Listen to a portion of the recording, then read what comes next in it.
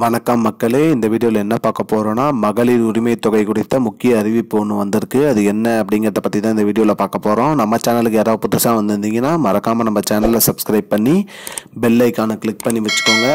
இந்த வீடியோவுக்கு ஒரே ஒரு லைக்கை மட்டும் கொடுத்துருங்க. வாங்க வீடியோக்குள்ளே போகலாம். பொதுவாக பார்த்திங்கன்னா நம்ம மகளிர் உரிமை தொகை கடந்த ஆண்டு தொடங்கப்பட்டது. இந்த திட்டத்தில் வந்து 1 கோடிக்கு மேலே பெண்கள் பயன்பெற்று வராங்க. அந்த வகையில் பார்த்திங்கன்னா புதுசாக ரேஷன் கார்டு வாங்கினவங்க மற்றும் புதிதாக கல்யாணமாகி குடும்ப தலைவியானவங்க எல்லாமே மகளிர் உரிமை தொகை திட்டத்திற்கு விண்ணப்பிச்சிருக்காங்க. மேலும் நிராகரிக்கப்பட்டவங்க மேல்முறையீடு பண்ணிட்டு இருக்காங்க.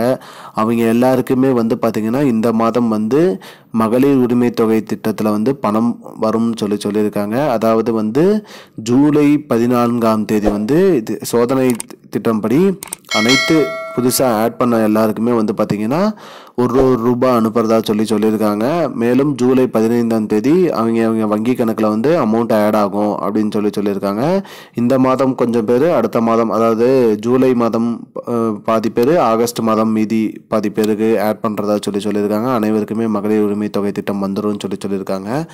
மேலும் இந்த திட்டத்தில் நிராகரிக்கப்பட்டவங்க எல்லாமே மேல்முறையீடு பண்ணலாம் அப்படின்னு சொல்லியிருக்காங்க. அது எங்கே பண்ணணும் அப்படின்னு பார்த்தீங்கன்னா உங்களுக்கு அருகில் உள்ள இ-சேவை மையத்திலே போயிட்டு உங்களோட மனு ஏன் நிராகரிக்கப்பட்டதுங்கிறதுக்கான காரணத்தை தெரிஞ்சுக்கிட்டு அதற்கான ப்ரூஃபோட நீங்கள் மேல்முறையீடு பண்ணால் உங்களுக்கும் மகளிர் உரிமை தொகை திட்டம் கிடைக்கும் அப்படின்னு சொல்லியிருக்காங்க. மேலும் ஜூலை 14ஆம் தேதி சோதனை திட்டமாக ₹1 அனைத்து வங்கி கணக்கு அக்கௌண்ட்லேயுமே போடுவாங்க. மேலும் ஜூலை 15ஆம் தேதி முதல் எங்களோட அக்கௌண்ட்டுக்கு மாதம் ₹1000 வந்துவிடும் சொல்லியிருக்காங்க. மக்களே, இதுதான் இப்போதைக்கு முக்கியமான பயனுள்ள தகவல். இது போன்ற பயனுள்ள தகவலை தெரிஞ்சுக்கொள்ள நம்முடைய சேனலை மறக்காம சப்ஸ்கிரைப் பண்ணுங்க. நன்றி. I don't understand your jokes, man. Because it's not a joke. முன்ன பின்ன தெரியாத ஒரு பையனுக்காக சப்ஸ்கிரைப் விடுற அந்த மனசு இருக்க, அதான் கடவுள்.